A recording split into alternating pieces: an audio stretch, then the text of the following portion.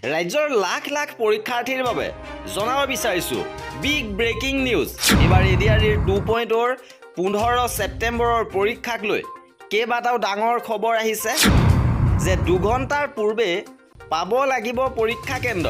কেইবাটাও গুৰুত্বপূৰ্ণ নীতি নিৰ্দেশনা আহিছে।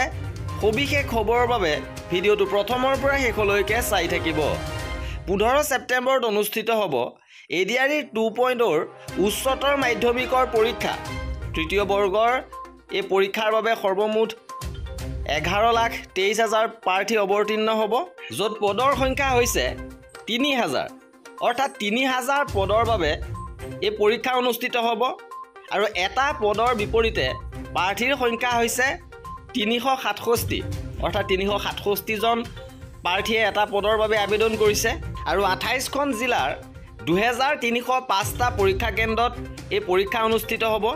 ইয়াৰে 429টা স্পৰ্শকাতৰ কেন্দ্ৰ হিচাপে বিবেচিত হৈছে আৰু 15 ছেপ্টেম্বৰত 10:30 বজাত এই পৰীক্ষা অনুষ্ঠিত হ'ব আৰু ইয়াৰ 2 ঘণ্টাৰ পূৰ্বে পৰীক্ষা কেন্দ্ৰত উপস্থিত হ'বৰ বাবে কোৱা হৈছে। 2 ঘণ্টাৰ পূৰ্বে আপুনি পৰীক্ষা কেন্দ্ৰত উপস্থিত হ'ব লাগিব। ইপিনে কেৱল কলম, পেঞ্চিল আৰু এডমিটহে নিব পাৰিব।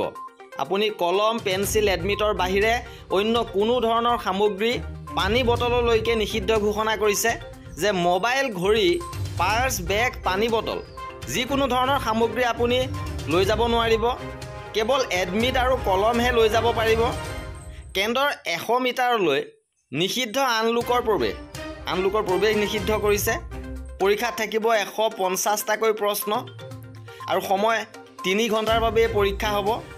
আৰু সকলোৱে অৱগত যে এইবাৰ থাকিব নিগেটিভ মাৰ্কিঙৰ ব্যৱস্থা থাকিব। 12খন বিশেষ ৰেলৰ ব্যৱস্থা কৰা হৈছে পৰীক্ষাৰ্থীসকলৰ বাবে। 12খন বিশেষ ৰেল চলিব আৰু অসৎ উপায় অৱলম্বন কৰিলে কঠোৰ শাস্তি হ'ব। ইতিমধ্যে ঘোষণা কৰিছে 1 লাখৰ পৰা 10 লাখলৈকে জৰিমনা ভৰিব লাগিব।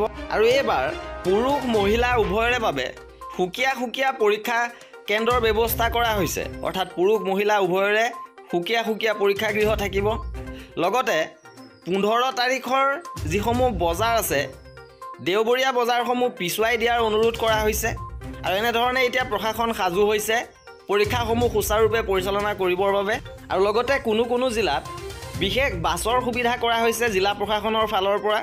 গতিকে পৰীক্ষাৰ্থীসকলে সময়মতে গৈ পৰীক্ষা কেন্দ্ৰত উপস্থিত হ'ব। এই আছিলে আজিৰ ভিডিঅ'টোত। আৰু এনেধৰণৰ খা খবৰৰ বাবে আমাৰ চেনেলটো ছাবস্ক্ৰাইব কৰি ৰাখিব। ভিডিঅ'টো শেষলৈকে চোৱাৰ বাবে বহুত ধন্যবাদ।